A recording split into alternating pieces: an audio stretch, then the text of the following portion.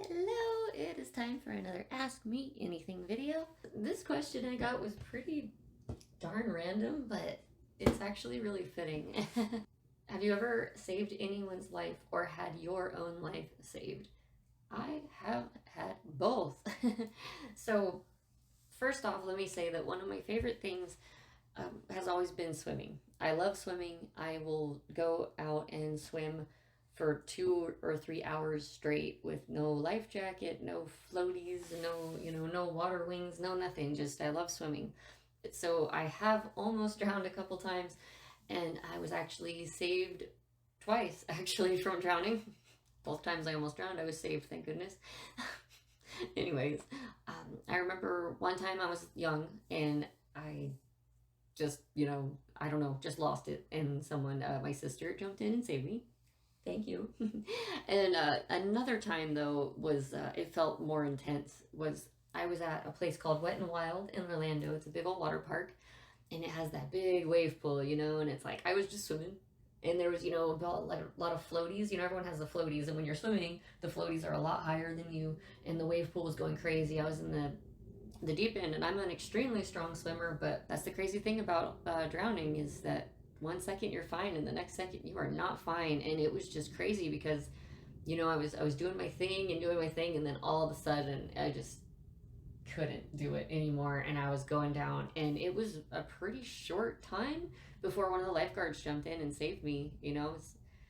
Some teenager working at Wet and Wild saved my life, and it could have been really easy for someone to not see me because of all the people with the big floaties around me, and they jumped in and pulled me out and saved me. Thank you so much. So that was awesome. And I have actually done the same thing, helped someone else from drowning.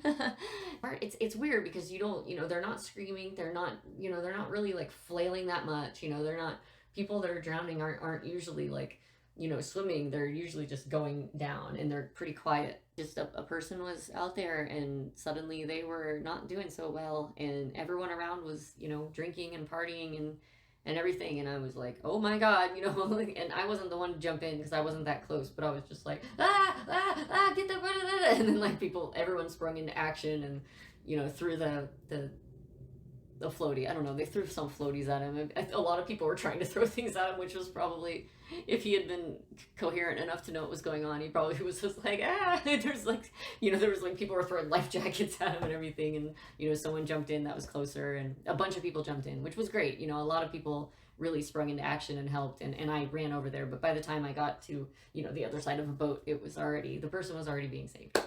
So thank goodness for that. And another time, I'm not entirely sure if I saved someone's life, but my friend told me that I did.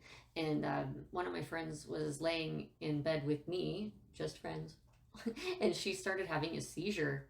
And I woke up to like the most crazy sound I've ever heard in my life. And I look over, this is going to be a little graphic.